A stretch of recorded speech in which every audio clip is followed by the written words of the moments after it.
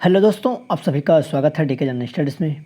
दोस्तों, आप सभी के लिए यहाँ पर छत्तीसगढ़ सब इंस्पेक्टर और शिक्षक भर्ती का क्लास लेकर आया हूँ, जो कि कंप्यूटर का क्लास है और यह दूसरे नंबर का क्लास है। इससे पहले मैंने एक क्लास यहाँ पर करवा चुका हूँ आपका सब इंस्पेक्टर और शिक्षक भर्ती के लिए। सब इंस्पेक्टर का एग्ज़ाम जो एसआई का एग्ज़ाम है 6 नवंबर को है, तो आप सभी तैयारी अपने अच्छे से करिए।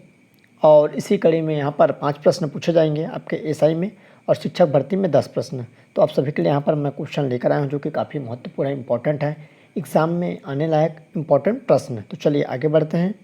दोस्तों, जो भी एसआई की तैयारी कर रहे हैं या शिक्षक भर्ती की तैयारी कर रहे हैं, चैनल को सब्सक्राइब जरूर कर लें, क्योंकि इस चैनल में आपको निःशुल्क तैयारी करवाई जाती है और कंटिन्यू आप सभी के लिए यहाँ पर क्लास आ रहा है, तो आप निश्चित ही जाकर देख सकते हैं। आपके लिए मैंने अलग से प्लेलिस्ट बना दिया हूँ, चाहे शिक्षक भर्ती हो या एसआई भर्ती का, तो प्लेलिस्ट में देख सकते हैं या नीचे डिस्क्रिप्शन में आपको लिंक मिल जाएगा। प्रश्न पसंद आए, वीडियो अच्छा लगे तो लाइक ज़रूर करिए और अपने दोस्तों के साथ शेयर करना न भूलिएगा, जो भी दोस्त आपकी तैयारी कर रहे हैं। तो चलिए आगे बढ़ते हैं। टेलीग्राम ग्रुप का लिंक नीचे दिया हुआ है, उसको भी ज़रूर से ज्वाइन करिए। तो आइए, सबसे पहला यहाँ पर जो प्रश्न है, कंप्यूटर का प्रश्न है, इनमें से कौन सा एक वायरस है जो स्वयं की प्रतियां बनाता है? तो यहाँ पर माइडूम है या वर्म वायरस या ट्रोजन हॉर्स, तो इसका सही आंसर यहाँ पर वर्म हो जाएगा, जो कि स्वयं की प्रतियां बनाती हैं। तो यहाँ पर क्वेश्चन पूछा जा सकता है कि वर्म कैसा वायरस है, तो यहाँ पर ऑप्शन में दे सकता है कि एक स्वयं की प्रतियां बनाने वाला या और अलग प्रकार के यहाँ पर ऑप्शन रखा जा सकता है, तो आपको उस चीज़ को ध्यान रखना है। और यहाँ पर जो मेमोरी और हार्ड डिस्क जो वर्म होता है, इसकी खासियत क्या है, तो यहाँ पर दे दिया जाएगा कि मेमोरी और हार्ड डिस्क को जल्दी कौन भरता है, तो यहाँ पर वर्म भरता है। अगला प्रश्न है दूसरा नंबर, एक सीडी की भंडारण क्षमता को मापा जाता है। एक सीडी होती है, उसके जो भंडारण क्षमता है, तो केबी से, एमबी से, जीबी या टीबी। तो सीडी की जो क्षमता होती है एमबी में होती है, एमबी मतलब होता है मेगाबाइट।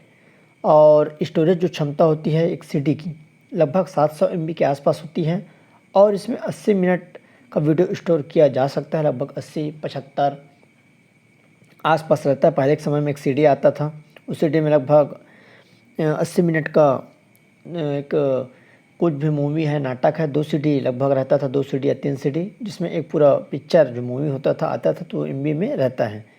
आइए आगे बढ़ते हैं। तीसरा नंबर, इनमें से कौन सा सर्च इंजन विशेषकर वैज्ञानिकों को सूचना के लिए दिया जाता है या वैज्ञानिकों को सूचना के लिए बनाए गए हैं? तो गूगल है, याहू है, साइरस है, अल्टा विस्टा। तो ऐसा कौन सा सर्च इंजन है, तो यहाँ पर इसका सही आंसर सी हो जाएगा, जो साइरस है। साइरस क्या है? एक सर्च इंजन है। तो उसको पूछा जा सकता है कि इनमें से कौन सा सर्च इंजन नहीं है।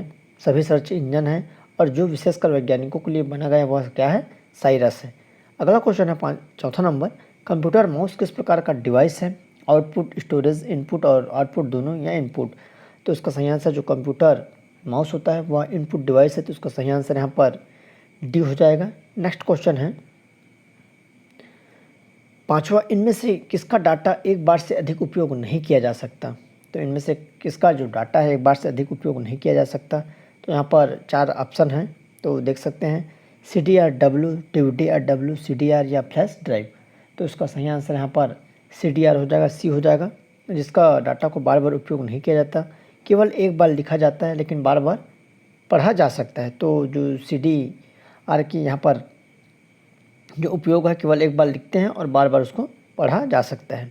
अगला है माइक्रोसॉफ्ट का सर्च इंजन कौन सा है? तो बिंग है, अल्टा विस्टा है, गूगल है, क्रोम। तो सर्च इंजन यहाँ पर बिंग भी है, अल्टा विस्टा भी है, गूगल है। गूगल है, क्रोम क्या है यहाँ पर? वेब ब्राउज़र है। क्या चीज़ है? Web browser. तो इसको आपको ध्यान रखना है। ये तीनों क्या है? Search engine. पूछा जाता है कि इनमें से कौन सा सर्च इंजन नहीं है, तो 6 का करेक्ट आंसर यहाँ पर बिंग हो जाएगा। तो इसका करेक्ट आंसर क्या हो जाएगा यहाँ पर? बिंग, जो कि माइक्रोसॉफ्ट का सर्च इंजन है। अगला है 7वां नंबर, जंक ईमेल को क्या कहा जाता है? तो कुकीज़, स्पूल, स्पैम या क्रश। तो जंक जो ईमेल होता है उसको स्पैम कहा जाता है। अगला है 8वां नंबर, MS वर्ड में नया फाइल खोलने के लिए शॉर्टकट की कौन सा है? जो MS वर्ड होता है, तो यहाँ पर Ctrl+X है, Ctrl+N, Ctrl+Y या Ctrl+V। तो इसका सही आंसर यहाँ पर बी हो जाएगा। Ctrl+N के द्वारा नया फाइल MS वर्ड में खोला जाता है। 9th नंबर का क्वेश्चन है 9वां नंबर, ऐसा प्रिंटर जिसमें अक्षर बनाने के लिए प्रिंटिंग हेड तथा पेपर को एक साथ फोर्स किया जाता है, तो एक साथ वहाँ पर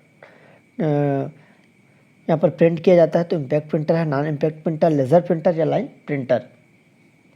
तो इसका करेक्ट आंसर यहाँ पर इम्पैक्ट प्रिंटर हो जाएगा, जिसमें एक अक्षर बनाने के लिए प्रिंटिंग हेड तथा पेपर दोनों का उपयोग किया जाता है। 10वां नंबर है, इनमें से कौन सा प्रिंटर ग्राफिक प्रिंट नहीं कर सकता? तो डिजिबल printer, page printer, thermal printer या इंकजेट प्रिंटर। तो इनमें से कौन सा ऐसा प्रिंट है और कि ग्राफिक्स प्रिंट नहीं कर सकता? 4 ऑप्शन है, तो इसका सही आंसर ए हो जाएगा, डिजिबल प्रिंटर, जो कि ग्राफिक्स प्रिंट नहीं कर सकता। अगला प्रश्न है, इनमें से कौन सा इनपुट डिवाइस नहीं है? तो OCR, स्पीकर, ऑप्टिकल स्कैनर या वॉइस रिकॉग्निशन डिवाइस। तो इनमें से कौन सा आउटपुट डिवाइस नहीं है? तो इसका सही आंसर यहाँ पर बी हो जाएगा, स्पीकर इनपुट डिवाइस नहीं है, बल्कि यह क्या है? आउटपुट, जो कि बाहर इसका आवाज़ हमको सुनाई देता है, इसलिए ये क्या है? आउटपुट डिवाइस है। कुछ इंपॉर्टेंट इनपुट डिवाइस है, स्कैनर है, प्रकाशी पेन है, माइक है या पंच कार्ड रीडर, जो कि इनपुट डिवाइस है। दोस्तों, चैनल को आप जल्दी से सब्सक्राइब कर ले, जो भी पहली बार आए हैं, जो भी SI की तैयारी कर रहे हैं या शिक्षक भर्ती की या व्यापम का कोई भी एग्ज़ाम की आप तैयारी कर रहे हैं, चैनल को सब्सक्राइब जरूर कर लीजिएगा। सभी का क्लास यहाँ पर कंटिन्यू आएगा, और आल जो घंटी होता है, बेल घंटी का जो आल बटन होता है, उसको भी प्रेस कर रखे रहिएगा, तभी आप तक नोटिफिकेशन पहुँच पाएगा। अगला प्रश्न है, इनमें से किसमें वेबसाइट के एक वेब पेज पर क्लिक कर आंतरिक लेवल की वेब पेज पर जाते हैं? Search engine, home page, hyperlink और वेब एड्रेस। तो इसका करेक्ट आंसर यहाँ पर सी हो जाएगा, हाइपरलिंक की मदद से हम वेबसाइट के एक पेज में क्लिक कर आंतरिक लेवल के पेज पर चले जाते हैं। अगला 13वां नंबर, इनमें से कौन सा हाई लेवल लैंग्वेज को मशीन लैंग्वेज में करता है? तो इनमें कौन सा ऐसा हाई लेवल लैंग्वेज है जिसको मशीन लैंग्वेज में वो ट्रांसलेट करता है? तो 13 का यहाँ पर 4 ऑप्शन है, असेंबलर, कंपाइलर, ARB दोनों या ट्रांसलेटर। तो उसका करेक्ट आंसर यहाँ पर कंपाइलर हो जाएगा, जो कि हाई लेवल लैंग्वेज को मशीन लैंग्वेज में, और असेंबल क्या करता है? असेंबली भाषा को मशीनी भाषा में यहाँ पर कन्वर्ट करता है। अगला क्वेश्चन है, कंप्यूटर का सबसे महत्वपूर्ण आधार क्या है? ट्रांजिस्टर, मेमोरी, माउस, बाइनरी, अंकगणित। तो इसका करेक्ट आंसर यहाँ पर बाइनरी अंकगणित हो जाएगा, जो कि 0 और 1 से डिजिट से बना रहता है, और यही कंप्यूटर का मुख्य आधार है। तो आइए देखते हैं 0 और 1, जिसमें 0 का मतलब ऑफ होता है और 1 का मतलब ऑन होता है, तो उसको भी पूछा जा सकता है। तो इसका यह एक व्याख्या आपको देखने को मिल जाता है। अगर पिक्चर जिन छोटे डॉट्स में निर्मित होते हैं उसे कहते हैं तो इमेज, पिक्सल, पॉइंट या मैटर।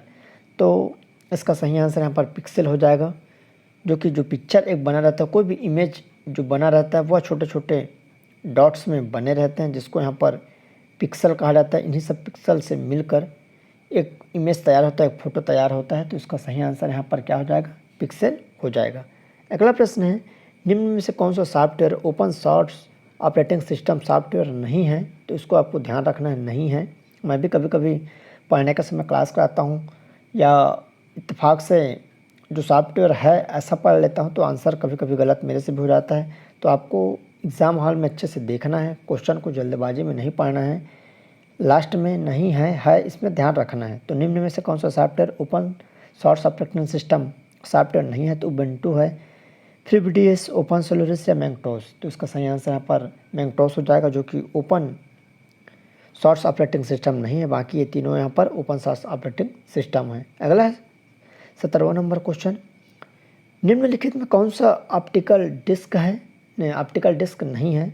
यहाँ पर देख सकते हैं कौन सा ऑप्टिकल डिस्क नहीं है, ब्लू-रे डिस्क, DVD, CD-ROM या जिप डिस्क। तो उसका सही आंसर यहाँ पर डी हो जाएगा, जिप डिस्क, जो कि ऑप्टिकल डिवाइस नहीं है। तो यहाँ पर ब्लू-रे है, DVD है, CD-ROM है। तो आइए देखते हैं, यहाँ पर CD की जो क्षमता होती है यहाँ पर 700 MB 700 मेगाबाइट। DVD की जो क्षमता होती है, इसमें DVD में 2 लेयर होते हैं। पहला लेयर की क्षमता लगभग 4.7 GB और 2 लेयर वाले की जो क्षमता होती है तो 8.5। तो यहाँ पर पूछा जा सकता है DVD में 2 लेयर वाली जो आपका ऑप्टिकल डिस्क है वह कितने GB तक इनकी क्षमता रहती है? तो 8.5 GB तक। ब्लू-रे इसकी क्षमता 25 GB से यहाँ पर 50 GB तक होती है। तो इसको आपको ध्यान रखना है, ब्लू-रे की जो क्षमता होती है कितने से 25 GB से 50 GB तक इसकी क्षमता होती है।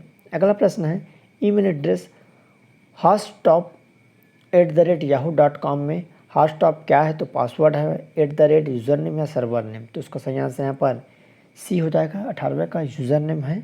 अगला प्रश्न है वेब की भाषा कौन सी है, तो वेब की भाषा कौन सी है, जावा, सी हार्ट्स, HTTP या HTML।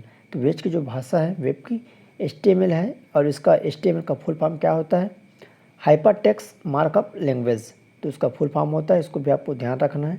अगला है 20वां नंबर, GIF का यहाँ पर तात्पर्य क्या है, तो 4 ऑप्शन है, तो 20 का यहाँ पर करेक्ट आंसर यहाँ पर क्या हो जाएगा, बी हो जाएगा, ग्राफिक इंटरचेंज फॉर्मेट।